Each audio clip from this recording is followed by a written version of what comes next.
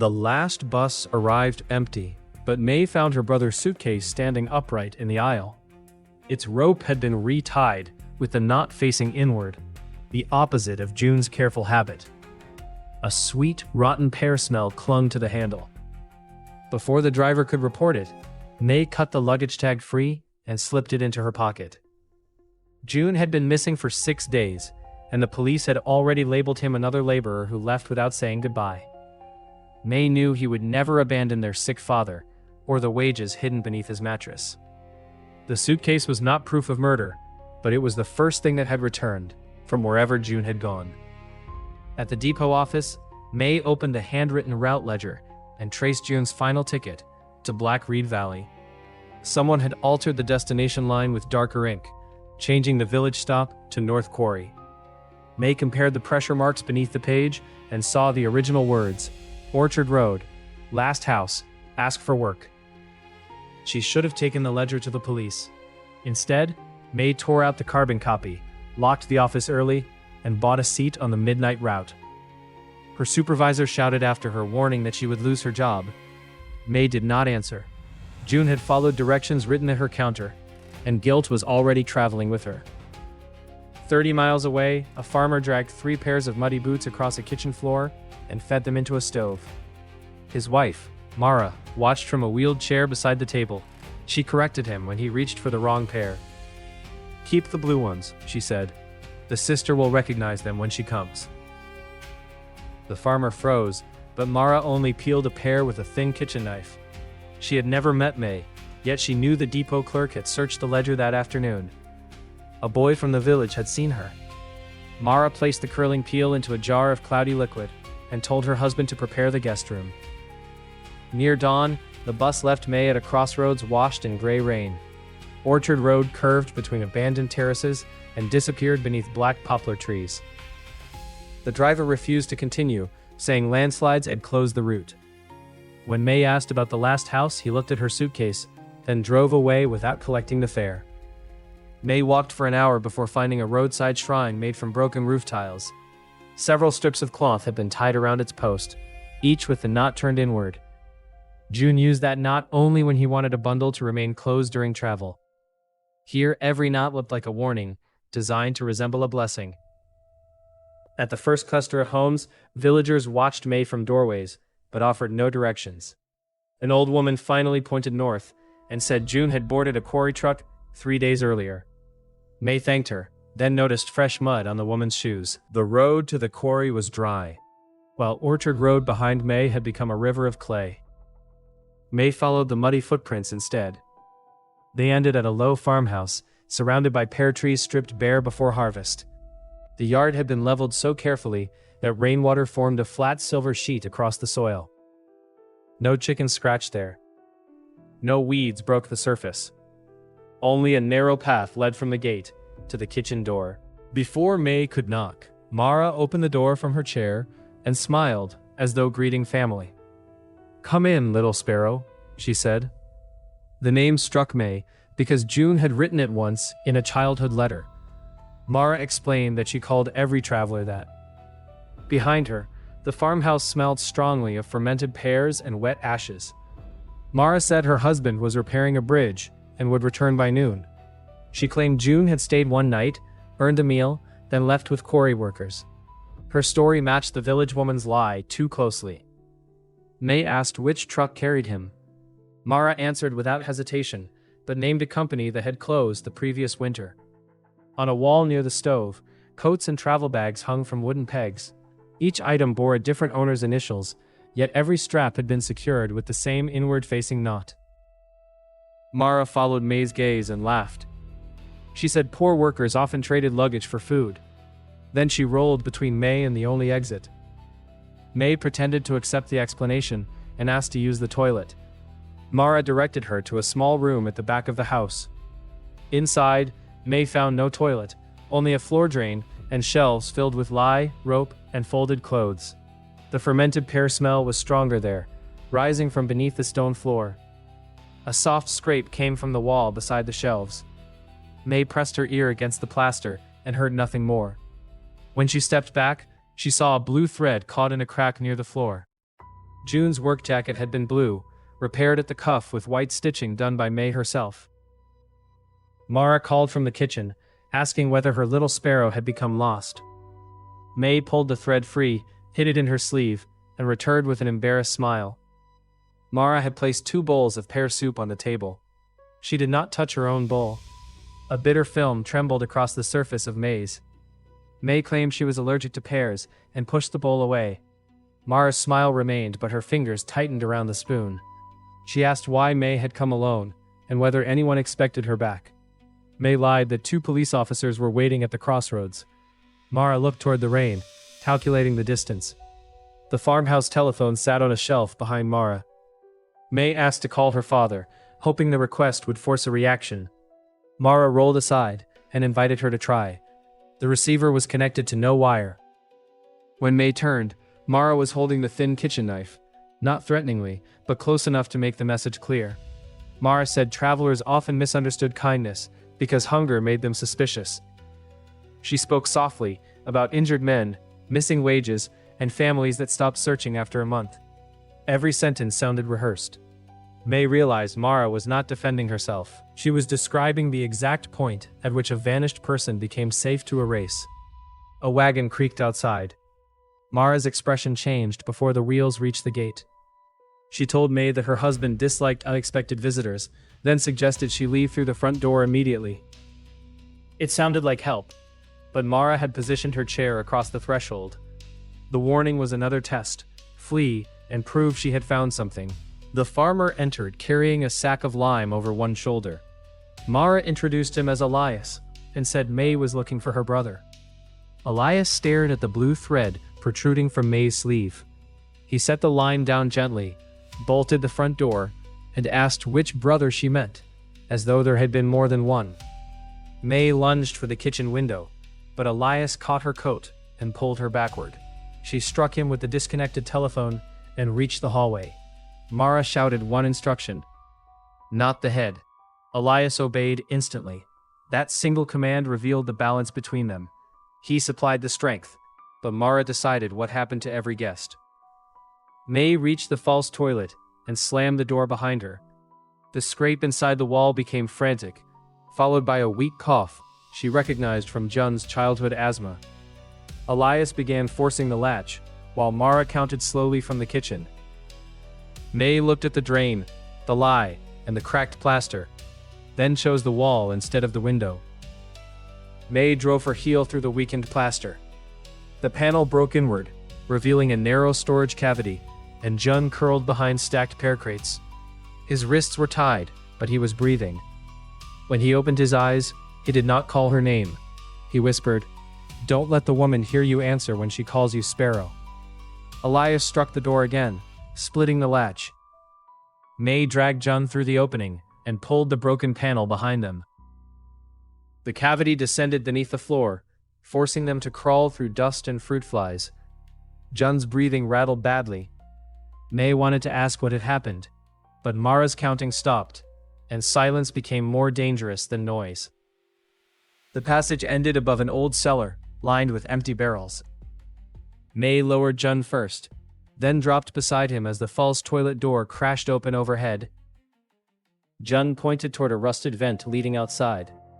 Before they moved, he caught May's sleeve and asked whether she had brought the bus ledger. His fear sharpened when she said yes. Jun explained that Elias had searched every captive for tickets, tags, and written addresses. Mara kept nothing that could connect a visitor to the farmhouse. Yet she had known where each traveler came from, which relatives might search, and how long police would wait. Someone was feeding her information before the victims ever reached Orchard Road. May admitted she had sent dozens of job seekers toward Black Reed Valley after receiving handwritten notices promising farm wages. She had never seen the employer, only sealed envelopes delivered through the depot slot. Jun stared at her with exhausted disbelief. The directions that led him here had been copied in May's own hand. Above them, Mara began speaking through the floorboards. She did not threaten Jun or call May by name. "Your father missed his medicine again." May froze. Only depot staff knew her father's condition, and even they did not know the schedule. Mara had information from somewhere closer than a village lookout. Jun squeezed May's wrist and made her keep moving. They crawled through the vent into a drainage ditch behind the orchard. Rain had softened the field, yet the yard beside the house remained unnaturally level. Jun warned her not to step there. He had watched Elias spread fresh soil each morning, always before the first bus crossed the valley.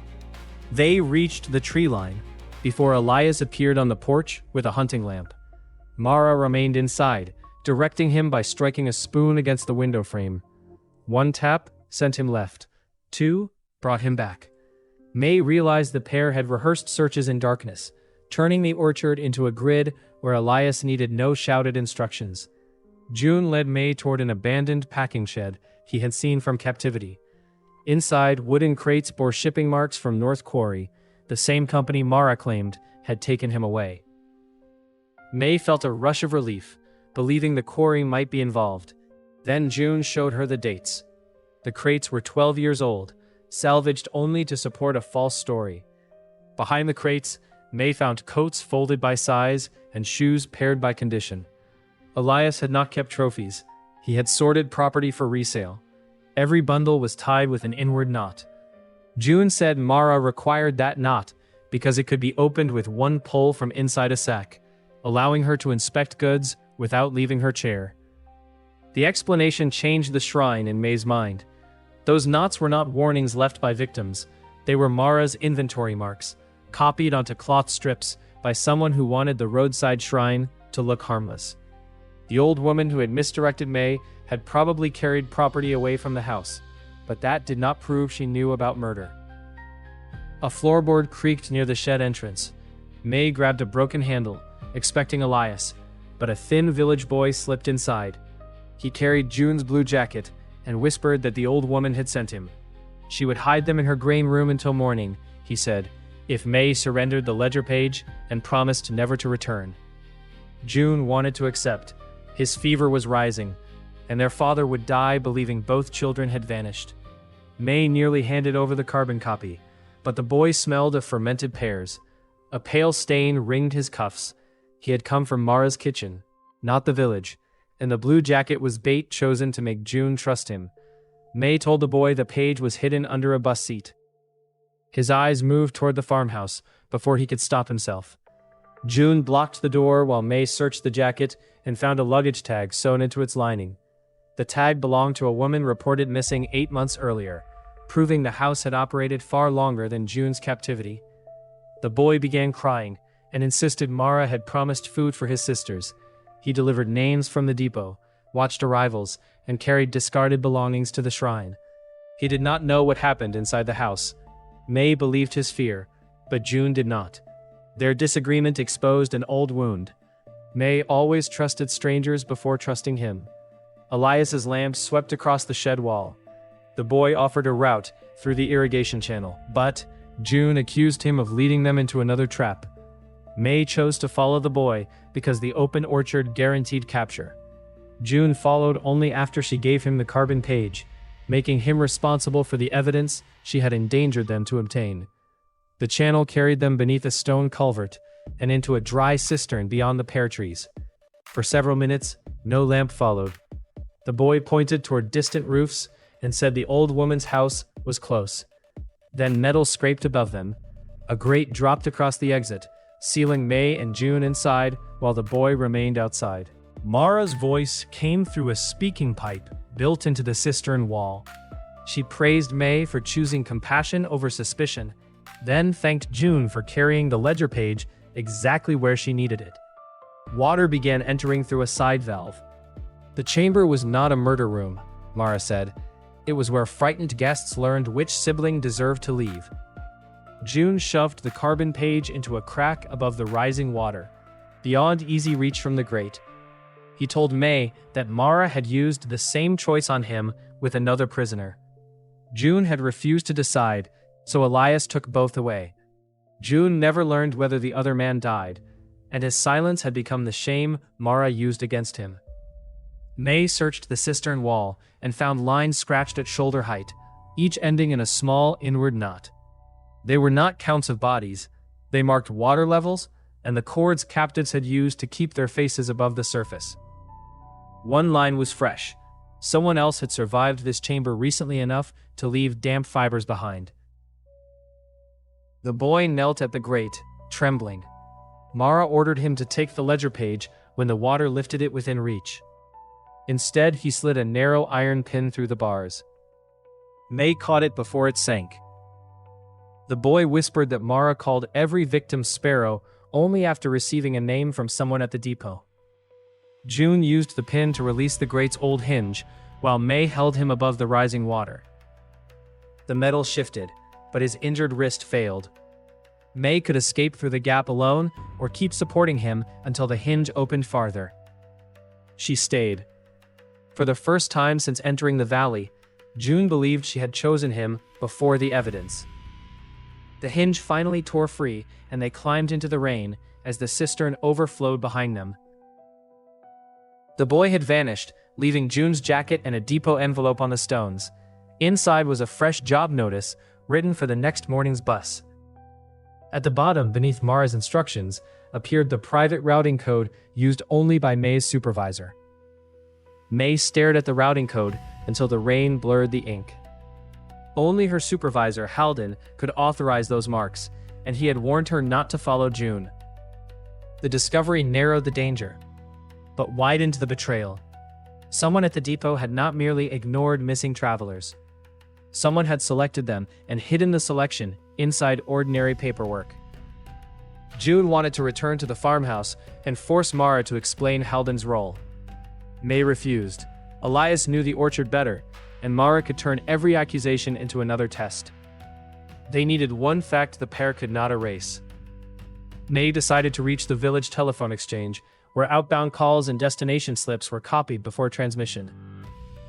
The boy reappeared beside the cistern, soaked and limping. He said the old woman had locked her grain room and sent him back to warn them. Mara had ordered Elias to burn the packing shed before dawn. More importantly, a wagon would arrive within 2 hours to collect 4 new workers from the morning bus. May asked how many people were still inside the farmhouse. The boy said he had heard 3 voices beneath the kitchen and 1 from the barn. June immediately turned toward the orchard. May stopped him.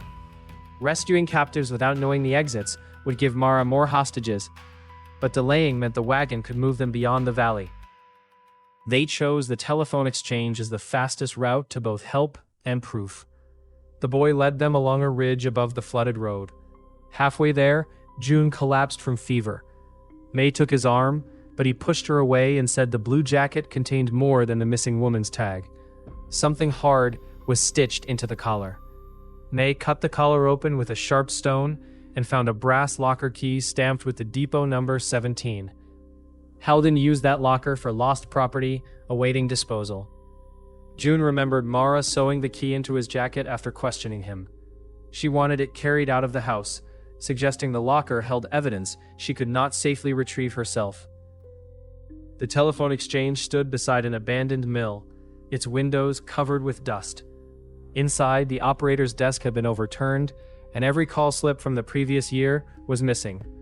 A pear jar sat open beside the switchboard. May touched the rim and found it warm. Someone had left moments before, carrying exactly the records they needed. A weak knock came from beneath the floor. June pried up a board and found the exchange operator bound in a cable trench. She had survived because Elias needed her to connect one final call. Before fainting, she told May the farmhouse never called the depot directly. Each message passed through a private line registered to North Quarry. The quarry company was closed, but its private line remained active. May connected the operator's test handset and listened. At first, she heard only rain. Then Halden's voice said, 4 seats confirmed. Sparrow list complete. Mara answered from the farmhouse and asked whether May's father had taken his evening medicine. May nearly spoke, but June covered the mouthpiece. Halden continued, unaware they were listening. He ordered Mara to move the current captives before sunrise and destroy anything tied to the depot. Mara refused. She said the ledger page had changed ownership, and Halden would receive it only after he delivered May alive. The balance shifted. Mara was not Halden's obedient accomplice. she was blackmailing him with the same records he had created. May understood why Mara had allowed the depot envelope to reach them. She wanted May frightened enough to expose Halden, yet desperate enough to return, carrying whatever was hidden in Locker 17. June wanted to use the open line to call police headquarters. The operator warned that Halden controlled the local connection and could cut any call before it left the valley. May instead asked her to ring the depot's public clock service, a harmless routine line that recorded all calls for billing disputes. Their conversation would become a trace Halden could not quietly erase. While the operator connected the line, the boy watched the road and saw lanterns approaching from both directions. Elias had brought 2 villagers, including the old woman who had lied to May. The boy begged them not to blame her. Mara paid families with stolen goods, but Elias threatened anyone who asked where the owners had gone. May hid the operator beneath the floor again and placed the handset beside the open switch. She wanted every word recorded. When Elias entered, June stepped from behind the desk, wearing the blue jacket. Elias stopped at once. His fear was not for June. It was for the missing key sewn into the collar. Elias demanded the jacket, claiming it belonged to his dead son. Mara had never mentioned a child. May accused him of keeping victims' belongings, but Elias looked toward the villagers and said Mara chose every item, every story, and every grave. His denial sounded rehearsed, until he added one detail Mara had never permitted him to say aloud. The level yard did not hide bodies, Elias said. It covered a tunnel leading from the farmhouse to the barn, built decades earlier for smuggling fruit. Mara kept captives moving below ground, so witnesses would disagree about where voices came from. The graves were elsewhere. Elias looked at the boy and whispered, "Your sister's nowhere." The boy struck Elias with a lantern before anyone could react. Flames spread across the desk, threatening the switchboard and the recording line. May dragged the handset away, while June smothered the fire with a curtain. The old woman helped them, proving her fear had finally outweighed obedience. Elias escaped through the rear door during the confusion. The operator surfaced coughing and confirmed the clock line had captured most of Elias's confession. It was enough to expose the tunnel, but not enough to identify the graves or Halden's full role. May chose their next target, Locker 17. June objected that returning to the depot would abandon the 4 workers arriving at dawn. May proposed splitting up. June and the boy would guide the old woman to the farmhouse tunnel, while May reached the depot by the mill's maintenance motorcycle. June refused to let her face Halden alone. Their argument ended when the operator revealed a freight shortcut. The quarry line connected the mill directly to the depot warehouse. They placed the injured operator on a handcar and pushed along the rusted track. The old woman stayed behind to warn families and delay Elias if he returned. As the mill vanished in rain, she called May Little Sparrow. May turned sharply. The woman explained Mara had used that name long before Halden began sending workers. The phrase changed meaning again. It was not a code invented at the depot. Mara had brought it into the scheme, perhaps from an earlier operation. June remembered captives reacting differently when she used it. Some looked confused, while others became terrified. Those people had heard the name before reaching Black Reed Valley. Near the depot warehouse, the track passed beneath a signal bridge. A red lamp flickered twice, then once. May recognized Halden's dispatch code ordering an unscheduled stop. The handcar brake had been cut, and a freight wagon blocked the rails ahead. Someone had known they would use the abandoned quarry line. June shoved the operator onto a gravel bank, while May and the boy jumped after her. The handcar struck the wagon and splintered. From the signal bridge, Halden aimed a rifle but did not fire. He shouted that May had one chance to trade the locker key for her father, who was kneeling beside him with his hands bound. May raised both hands and told Halden the key had been lost in the crash. He pressed the rifle against her father's shoulder and ordered June to search her pockets. June moved slowly, buying time, while the injured operator crawled toward a signal box. Halden watched May, not June, proving he feared her knowledge more than the key itself. June found nothing, because May had slipped the brass key into the boy's sleeve beside the tracks. Halden noticed the boy retreating and fired into the red signal lamp above him. Glass rained down, but the shot also shattered the depot's silence. Workers inside the night warehouse began opening doors, and Halden could no longer control every witness.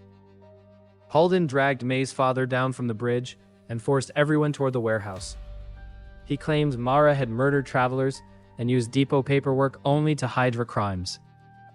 The explanation almost worked until May smelled fermented pears on Halden's coat. He had been inside the farmhouse recently, close enough for the odor to soak into the wool. Inside the warehouse, Halden ordered the workers home and blamed the rifle shot on thieves. Most obeyed because he signed their wages. One porter remained near the loading desk, studying June's bruises. Halden sent him away by mentioning the porter's undocumented brother. May saw the same weapon Mara used, precise knowledge of which fear could silence each person. The boy slipped between stacked mail sacks and reached locker 17, while Halden questioned June.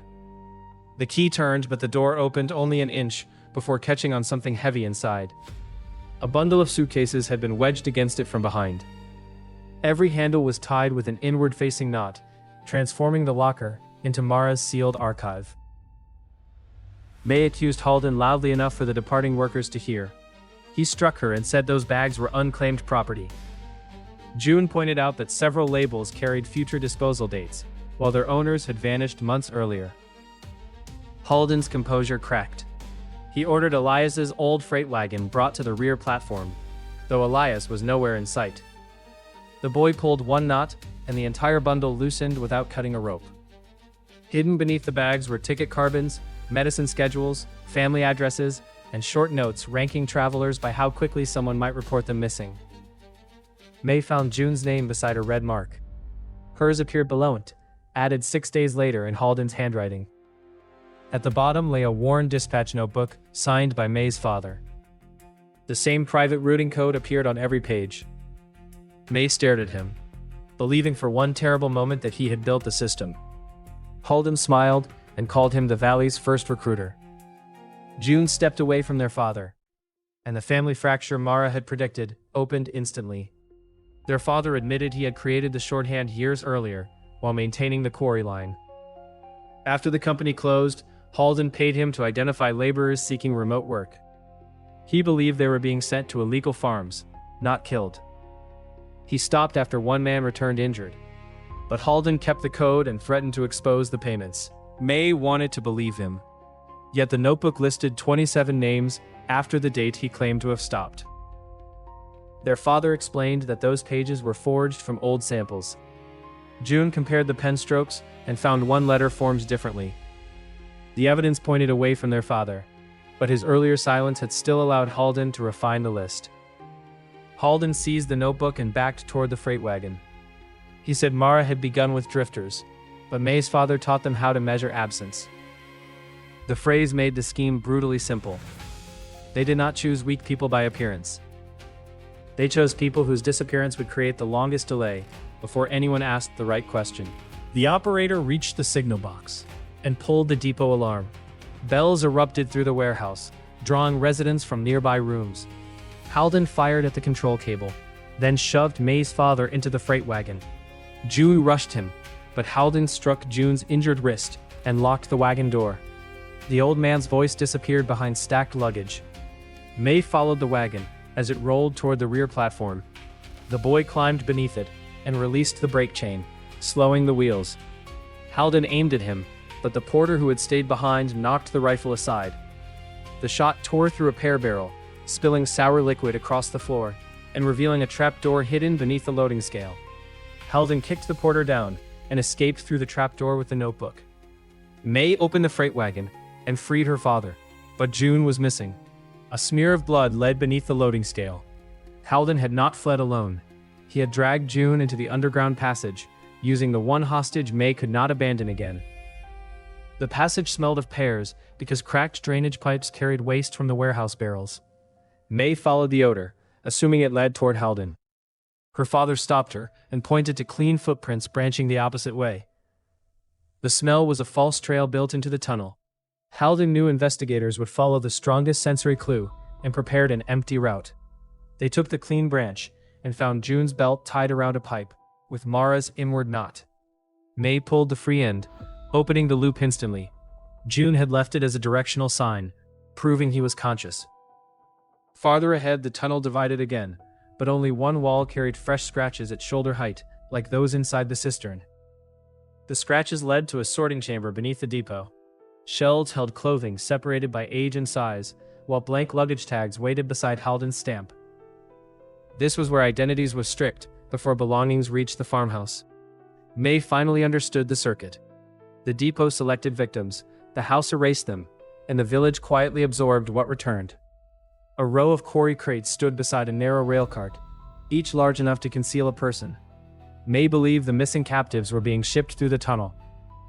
She forced open the nearest crate and found only stones arranged to imitate weight. Halden had created a second false route for anyone who discovered the chamber and assumed transport was the final purpose. Her father found fresh wheel marks leading back toward the passenger platforms, not away from town. Halden was moving victims through ordinary baggage, where no one questioned sealed trunks. Above them, the first morning bus sounded its horn 20 minutes early. The 4 workers from Mara's new list were arriving while the depot alarm still rang. May climbed a service ladder and emerged behind the ticket counter. 4 exhausted travelers were already handing their bags to a clerk who had not heard the warning. Each claim tag bore the routing code for Orchard Road. May stopped the transfer, but Halden appeared on the public balcony with June bound before him and the rifle at his ribs. Using the depot loudspeaker, Halden accused May of stealing records and kidnapping her own brother to hide missing funds. The crowd hesitated because May had abandoned her shift and carried torn ledger pages. Halden's lie used real mistakes as support. May could defend herself or warn the 4 workers before Elias's wagon arrived at the front entrance. May ignored the accusation and shouted the travelers' names from the secret list. She told each one who would fail to report them missing and why Halden had selected them. The accuracy frightened the crowd more than any denial could. The operator connected the clock recording to the loudspeaker, and Mara's voice filled the depot, ordering Halden to deliver May alive. Halden pulled June toward the baggage lift as the recording exposed him. Before the doors closed, Mara spoke again over the still open line. She told Elias to abandon the farmhouse, move every captive through the depot tunnel, and leave the yard untouched. May looked toward the loading floor and saw 3 sealed trunks beginning to move beneath the crowd. May shoved through the crowd and reached the nearest trunk before it entered the baggage lift. Inside, a young man lay bound beneath folded coats, alive but drugged. The second trunk struck the lift doors and split open, revealing another captive. The third kept moving. Elias had disguised himself as a porter and was steering it toward the underground platform. The 4 newly arrived workers scattered when May shouted for them to run. Halden dragged June into the lift above, forcing May to choose between pursuing her brother and stopping Elias from moving the last captive. She sent her father after the lift controls and followed the trunk, trusting him with June despite the silence that had once endangered them all. Elias pushed the trunk onto a narrow service cart and released it down the tunnel slope. May jumped aboard as it gathered speed. He struck at her with a cargo hook, but she caught the shaft between 2 rails. The cart entered darkness, carrying them toward the farmhouse route, while the captive inside began pounding weakly against the lid. May pulled the inward knot on the trunk strap, and the lid sprang loose without slowing the cart. A teenage girl rolled out, wrists bruised and mouth taped. May dragged her behind a timber support before the cart crashed into a locked gate. Elias leaped clear and disappeared through a side passage marked with the faded North Quarry emblem. The girl introduced herself as Nara, one of 3 workers taken from a roadside camp. She had heard Mara arguing with Halden through a pipe, demanding names from another district. Nara also recognized Little Sparrow. A recruiter had used the phrase weeks earlier while asking which camp residents received letters, wages, or visitors from home. That recruiter was not Halden. Nara described a woman with a scar across one thumb, who traveled with seasonal crews and wrote names in a red notebook. May remembered the old depot notices arriving in sealed envelopes, each tied with Mara's knot. The scheme had begun outside Black Reed Valley and used Halden only as one station in a larger route. But voices approached from the farmhouse side of the tunnel. Elias was returning with 2 captives tied together, and the village boy walking behind them at knife point. The boy had tried to warn his sisters. Elias had found them first, and now used their location to force him back into obedience. May hid Nara inside the broken trunk, and stepped into the passage alone. She offered Elias the locker records in exchange for the captives, pretending the documents were folded beneath her coat. Elias hesitated, because Mara had ordered him to recover those pages. May saw it clearly. Even cornered and armed, he still feared returning to his wife empty-handed. The boy understood May's bluff, and began crying loudly, claiming the records had burned at the exchange. Elias turned toward him in fury. May used the moment to pull the cargo hook from the wrecked cart and strike the knife away. One captive ran, but the other collapsed, forcing Nara from hiding to help drag her behind cover. Elias retreated through the quarry-marked door and dropped an iron bar across it. Rather than chase him, May checked the captives. One was the man June had shared the cistern choice with. He had survived by agreeing to work for Mara, carrying bodies and belongings through the tunnel. His shame had kept him silent, even after he found chances to escape. The survivor said the graves were not in the farmhouse yard. Elias buried victims beneath abandoned pear terraces, then leveled the house yard only to conceal the tunnel vents. Mara encouraged everyone to stare at the wrong ground. The fresh soil, the missing weeds, and the mourning rituals were a stage built to consume suspicion, without revealing anything useful. He also revealed why Mara needed the depot locker. She kept a master list of every victim, recruiter, payment, and burial location inside a red notebook. Halden had stolen it after learning she planned to replace him. Locker 17 held copied fragments, but the original remained hidden somewhere Mara could reach without leaving her chair. May remembered the jar of fermenting pear peels beside Mara's table. Its cloudy liquid had seemed like poison, yet Mara touched it constantly and never let Elias move it. The survivor confirmed she rolled the jar between rooms herself. A false bottom beneath the peels could hold folded pages, protected by the same smell that discouraged anyone from opening it. A depot bell echoed through the tunnel, followed by 2 short blasts from the baggage lift. May's father had reached the controls. 3 blasts would mean June was free. 1 would mean Halden had escaped. The signal repeated as 2, then stopped. May chose to return for June before confronting Mara, leaving Nara to guide the captives toward the public platform. At the lift shaft, May found her father hanging from a maintenance ladder with one hand. Halden had cut the upper cable and taken June across a suspended service bridge. May pulled her father to safety. He begged her to pursue June alone, but she refused to repeat the family's oldest mistake, protecting someone by excluding them from the truth. They crossed the bridge together, while warehouse workers gathered below. Halden stood at the far end with June bound to the railing. He demanded the locker copies and a clear route to the morning bus. May's father admitted over the loudspeaker that he had helped create the selection code. The confession turned the crowd against Halden and destroyed the last shield of doubt. Halden fired into the bridge supports, dropping one side several feet. June slid toward the broken edge. May caught his coat while her father rushed Halden. The old man took a rifle strike to the chest, but held on long enough for the porter to climb from below and pull Halden's legs through the railing. June freed one hand with the brass locker key the boy had returned to him. He unlocked the service chain around his wrist and helped May drag their father onto stable planks. Halden kicked loose from the porter and fled into the outbound baggage room. He no longer carried the notebook. Somewhere during the struggle, he had passed it to another person. May searched the crowd for anyone leaving against the flow. A female cleaner pushed a cart toward the front doors, one thumb wrapped in stained cloth. Nara's description returned instantly. May called out, "Little Sparrow," and the woman looked back before she could stop herself.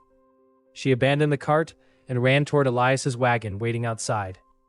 The cleaner tore off her headscarf, revealing the scar across her thumb. She was the traveling recruiter who had mapped vulnerable workers long before Halden joined the scheme. Halden had been protecting not only himself, but the route beyond the valley. May chased her through the rain, while June stayed with their injured father. The recruiter reached Elias's wagon, but the village boy had removed the wheel pin. The axle collapsed as she climbed aboard, spilling mail sacks and a red notebook into the mud. She grabbed the notebook and fled on foot. May caught her near the bus lanes, where the 4 workers she had selected blocked the only open path.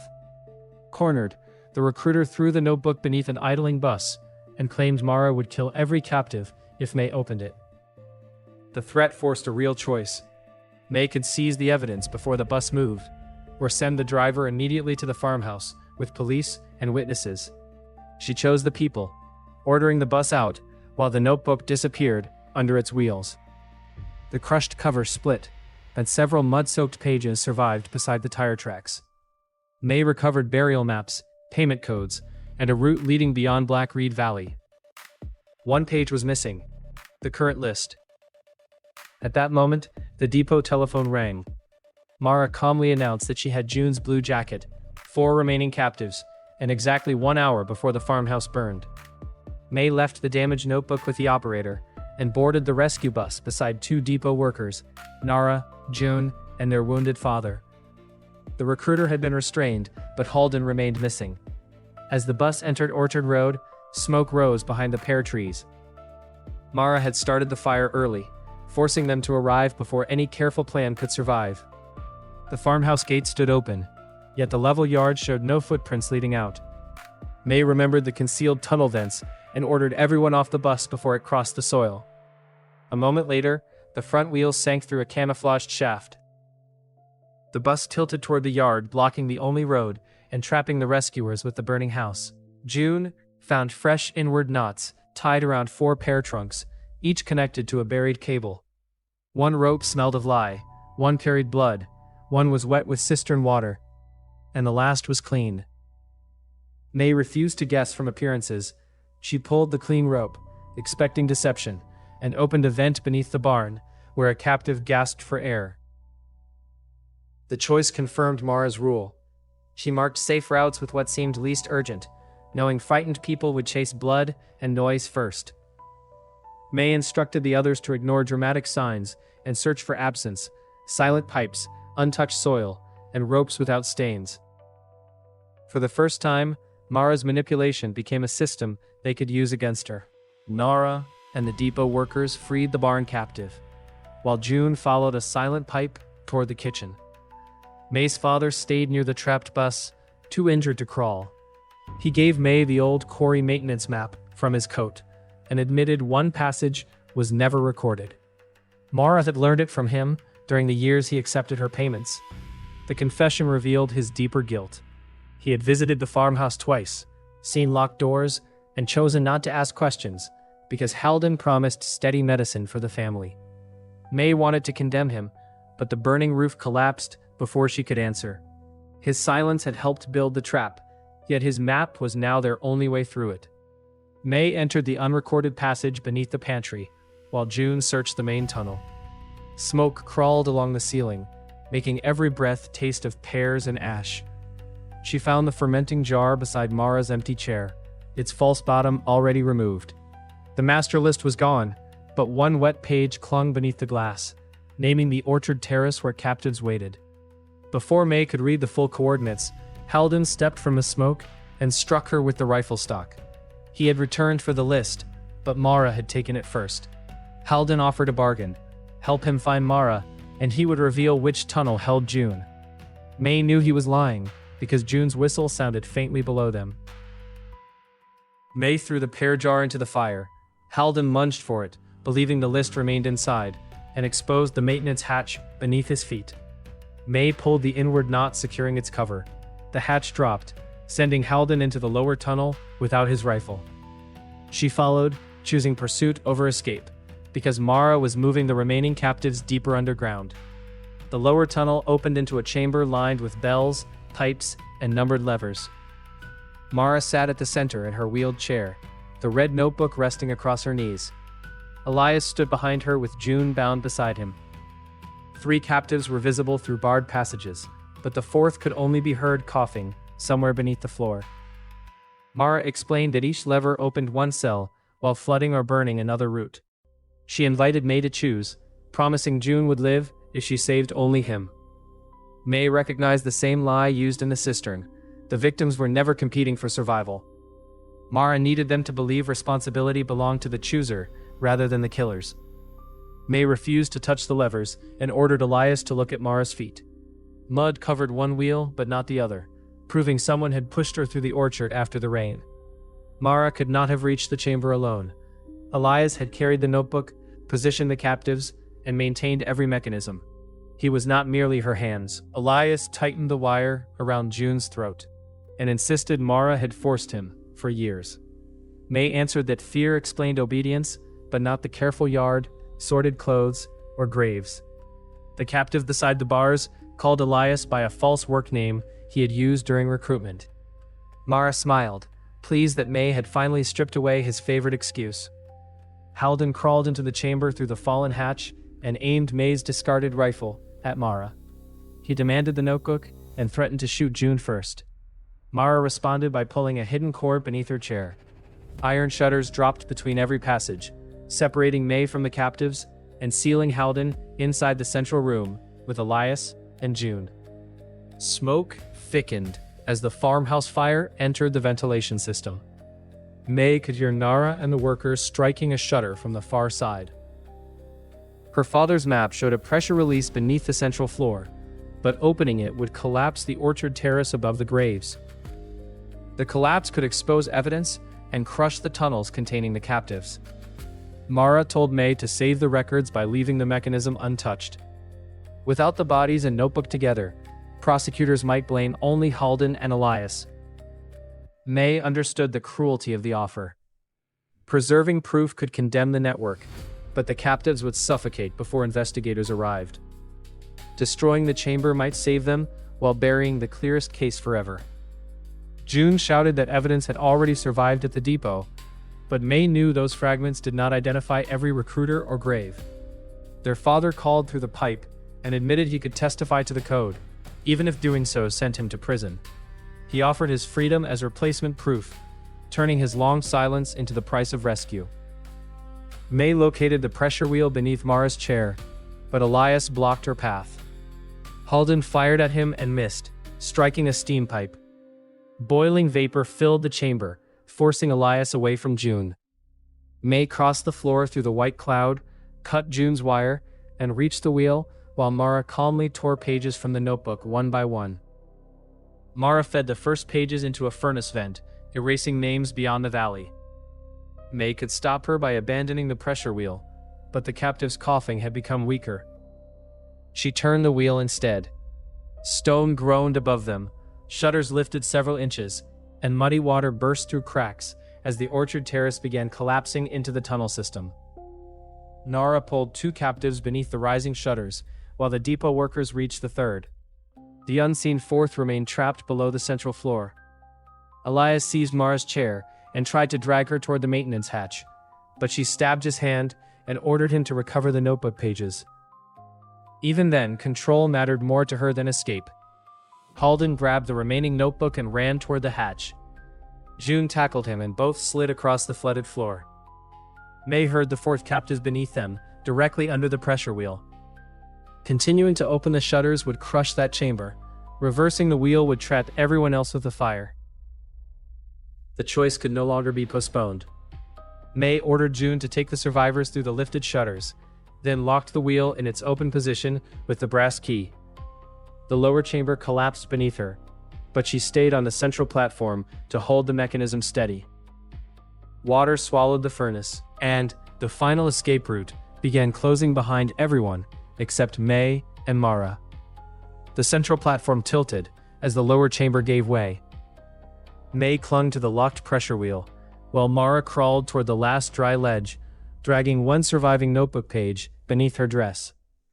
Through the narrowing shutter, June reached back for May, but she ordered him to keep moving. The fourth captive's coughing had stopped below them. May released the wheel long enough to tear open the floor grate beside it. The lower chamber was crushed at one end, yet a pocket of air remained beneath a fallen beam. A hand moved in the darkness. May looped Mara's control cord around the beam and lowered herself, knowing the shutters would descend if the brass key bent. The trapped captive was the village boy's older sister, barely conscious under the beam. May could not lift the timber alone. Mara watched from above and offered to release a counterweight if May returned the hidden page. May refused. She tied the cord with Mara's inward knot, pulled its free end, and turned the beam's own weight against itself. The beam rose just enough for the girl to crawl free. June reached through the shutter and dragged her into the escape passage. The brass key snapped inside the wheel lock. Stone shutters began falling again, leaving May on the central platform, with Mara, Halden, and Elias. Behind them, the rescued captives could no longer reopen the route. Halden seized the rifle from the flooded floor and aimed at May. Elias struck his arm, not to save her, but to reach the maintenance hatch first. The shot shattered the wheel housing. Pressure released through the broken gears, and the final shutter jammed halfway. June forced himself beneath it, while Nara held the gap from the other side. Mara rolled toward the hatch as Elias and Halden fought in the water. May blocked her chair and demanded the burial page. Mara smiled, then dropped it into the current flowing toward the collapsed floor. May chose not to chase it. She overturned the chair, pinned Mara beneath its frame, and helped June pull the last survivors through the jammed shutter. Elias reached the hatch first, but the orchard terrace collapsed above its exit. Mud and pear roots poured down, sealing him inside. Halden tried the same route and became trapped beside him. They shouted accusations at Mara until the chamber filled to their waists. For once, neither man could hide behind her commands or claim he had only obeyed. May and June emerged beneath the barn as the farmhouse roof fell inward. Depot workers carried the captives toward the tilted bus, where villagers formed a line through the rain. May's father was still alive, holding pressure against his chest wound. He asked whether the notebook survived. May showed him only the wet fragments and did not soften the answer. The old quarry tunnels flooded before the fire reached the lower cells. Rescuers broke through the barn floor and pulled Mara out first, still trapped beneath her chair. Halden and Elias followed in chains made from their own cargo wire. The village boy watched silently as his sister was carried past them, alive enough to squeeze his hand. By afternoon, police from outside the valley had sealed the depot, farmhouse, and pear terraces. The clock recording preserved Mara's orders, Halden's voice, and Elias's confession. Surviving captives identified all three. May's father surrendered his payment records and admitted every warning he had ignored. He was taken into custody from the hospital that evening. The graves were found beneath 3 abandoned terraces, exactly where the wet notebook fragments indicated. Investigators matched luggage tags from Locker 17 to families across 4 districts. The level farmhouse yard contained no bodies, only vents, cables, and false chambers. Mara's greatest defense had been making everyone search the place that looked most guilty.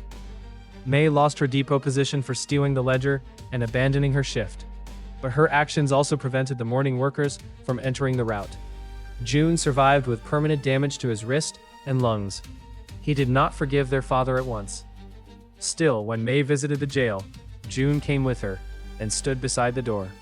Their father pleaded guilty to recruitment payments and obstruction. He would testify against Halden, Elias, Mara, and the scarred recruiter in exchange for no promise of freedom. May listened without defending him. His testimony could restore names to the dead, but it could not erase the people chosen through his code, or the years he protected his children with silence. Mara refused to confess to murder. She described herself as a bookkeeper who had never lifted a body. Then prosecutors placed a control cords, poisoned soup, selection notes, and recorded orders before her. Survivors repeated the choices she had forced upon them. Her chair had limited her movement, not her responsibility, and the distinction finally became public. The scarred recruiter identified 12 camps where she had collected names, but claimed every list ended with Mara. Investigators believed her, until May noticed one surviving page used a routing mark absent from Halden's depot records. It matched the red signal pattern that had stopped the handcar. 2 flashes, then 1, followed by a small letter E. May searched the damaged dispatch notebook and found the same mark beside 6 payments routed beyond Black Reed Valley. Each entry carried no victim name, only the phrase, "transferred east." The missing current list had not been destroyed beneath the bus. Someone had removed it while the crowd watched the recruiter run. 5 days after the arrests, the telephone operator recovered a billing cylinder from the private quarry line. One call had continued after Mara ordered the farmhouse evacuated. A second voice, distorted by distance, confirmed receipt of 6 names and asked whether Orchard Road was still usable. Mara answered, "Use East Marsh until the smoke clears." Police alerted East Marsh Depot, but its supervisor reported no suspicious passengers and no employee using Mara's phrase. May asked him to inspect the luggage knots rather than the tickets. The line went quiet. Then he admitted 6 unclaimed suitcases had appeared beside Platform 3 that morning, each tied inward and tagged for workers who had never boarded. The suitcases did not belong to missing people.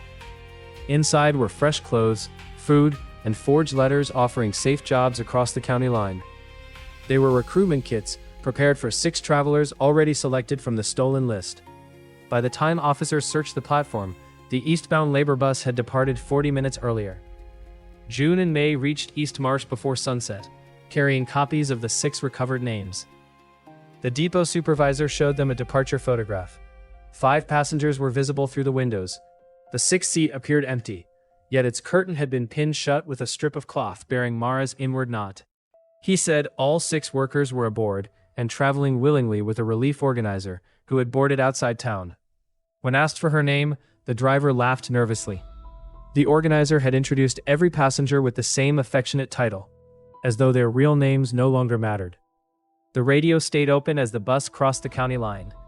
A woman's voice moved close to the driver and corrected him gently. "Not passengers, little sparrows." The driver shouted. Through the receiver came 6 sharp clicks, one after another, as the inward knots on 6 suitcase ropes were pulled loose from inside.